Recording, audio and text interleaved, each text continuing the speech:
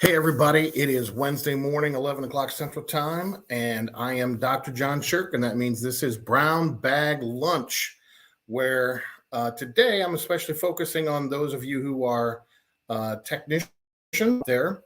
You're trying to decide what do I do with all of the attention I'm getting, recruiting attention. Times have changed. If you're a technician, especially in the air conditioning business right now, um, the odds are good that someone's on your phone wanting to talk to you about another opportunity. And so you have to kind of evaluate things, decide what you want to do.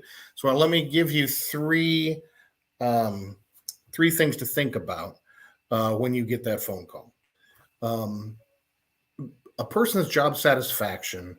Well, let me back up and say first, if you're thinking primarily about money, which is usually the texture of that conversation, let me just say this, that I can tell you from experience, talking to a lot of guys, doing actual research at kind of a high level, the people who only chase money, disregarding everything else, end up at a place that they hate going to work every day.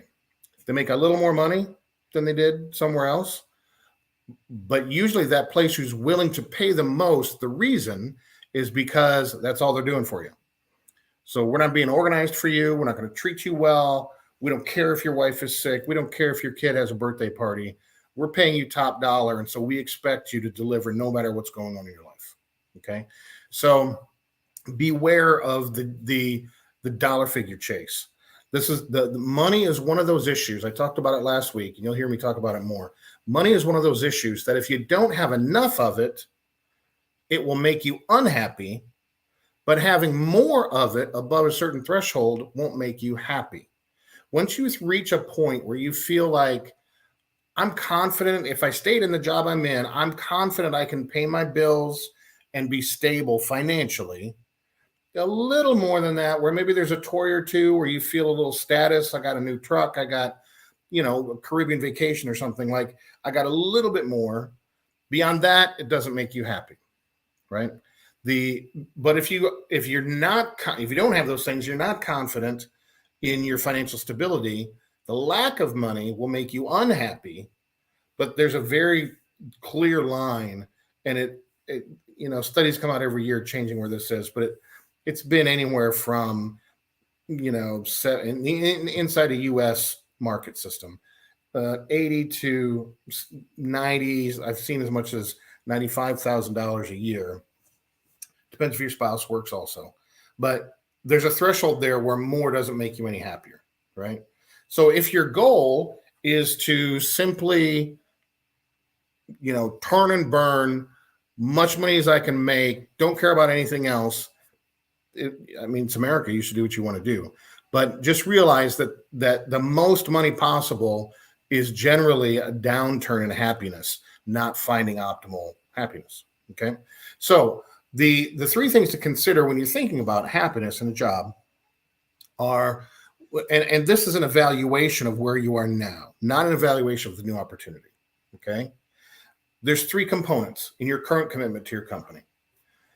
There's desire to be there. There's a feeling of loyalty or obligation based on kind of a fair exchange of money and services and other things. And then there can be a feeling of it costs me too much to leave. Okay. So if you really love being where you are, you want to be where you are, it's unlikely you're going to seriously consider an offer from somebody else unless they throw so much money on the table that you feel like you kind of on behalf of your family have an obligation to, right? But your optimal happiness is going to come from working at a place that you want to be there. Okay. Now, what that means is when you get into this conversation, you're going to have to ask yourself the question: if there are things that make me question whether I want to be here where I'm working now, and that other guy who's off talking to me is offering to solve that problem, A, can I solve it where I am without making a change? Or B, will they really solve that problem? And then I'll want to work there, right? Usually what happens these days is when a recruiter talks to you, they're not saying, we have a job opening and you need a job, so come on over, because everybody already has a job. Practically everybody that another company wants to hire across all of craft labor, they already have a job. So the idea of someone else having a job doesn't really appeal that much because I already have one. It's got to be something better about what I have than just I'm not sitting at home watching Wheel of Fortune. So if there's a reason that I'm not really desiring to stay where I am, is that problem fixable by not taking the risk of going somewhere else? If yes, if no, that's for you to decide. But that component of being happy and committed to where I am, the first one is desire. Do I want to be here? Right. Next is obligation. And this is less important than desire, but it still matters. Am I treated fairly here? Do I have a sense of loyalty and history here? Have these people been good to me in the past? And do I owe it to them to be good in return? This is just the feeling of loyalty back to the company you work for perceived good treatment in the past and a fair exchange of what's happening in the present. Now, this will not create the level of happiness that desire does, but it will still create stability and a solid working relationship, at least enough so you can keep working on the desire issue. Okay. So if you say, look, I don't want to work here, and these people have not been good to me in the past, there's only one other thing to consider, but you're probably on your way out. And that is, what does it cost me to leave?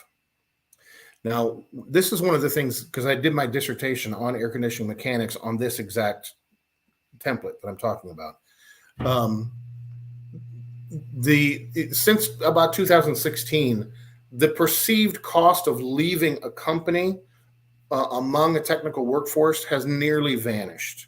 Now, the exceptions are those companies with truly superior cultures, and so they perceive the loss of the great place to work. But when you do the research on this, the high perceived cost of leaving is paired with super high desire as well. So if you don't really want to work there, if you don't feel like there's a lot of loyalty because they've been so good to you in the past, but there's some reason that you feel like you should stay there, my name's John and I'm your friend, you got to get out. All right. That's going to erode your soul. It's like, well, they have a good benefit package. Then just go find somebody else who also has a good benefit package. Okay. If you don't want to go to work where you go to work every day, and you're not expressing loyalty to those people and a feeling of fair exchange, if you feel like you're being used, that is psychologically going to wear you down. And again, if you can sit down with a service manager and have a conversation and make that change, then okay. I mean, then you can go back into living in desire and obligation and loyalty, desire and loyalty. But if you can't get there, don't do this to yourself. There's too many opportunities out there. I mean, we're here in the state of Louisiana. We have record low unemployment.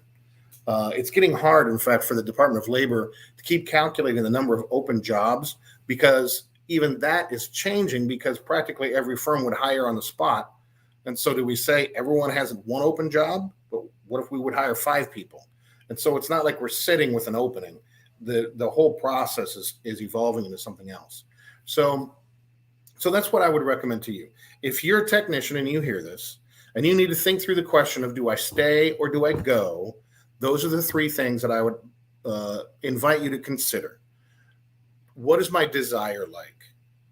If you love where you work and they have been good to you in the past and you're loyal to them, but someone's offering you an extra $5 an hour, man, I would be skeptical if I were you. I would be very skeptical, because you take that $5 an hour and then that's more than anybody else in town will pay you. And now you've got a job you don't want to be at anymore, and you're not loyal to them. But guess what? It costs too much to leave. Right? So just don't put yourself in that position. The more you climb based on money alone. Now, look, at the same time, I know there are guys who are moving around out there. I'm going to make it. If I get $2, I'm going to make a change. There are guys out there who say, if I get offered $2, I'm going to come back and say, you better pay me that $2 or I'm going over there. the market does what it does right now. I'm not really speaking for or against doing that. What I am saying is my investment with you is your happiness as a technician. And so, having talked to many people who've walked down this path, let me give you the wisdom of those who've gone before you. And those who chase money and only money end up miserable and have a hard time finding their way back out of it.